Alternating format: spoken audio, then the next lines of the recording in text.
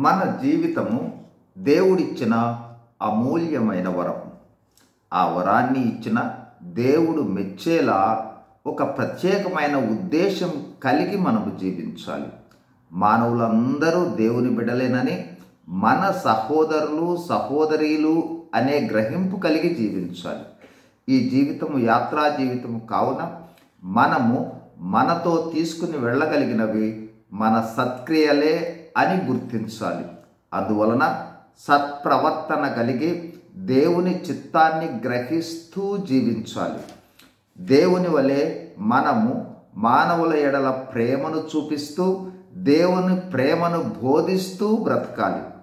సేవా దృక్పథం కలిగి సేవా దృక్పథాన్ని బోధిస్తూ కొనసాగించాలి.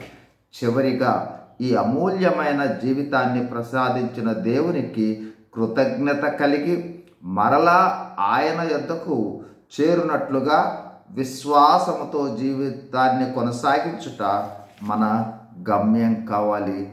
God bless you. Thank you.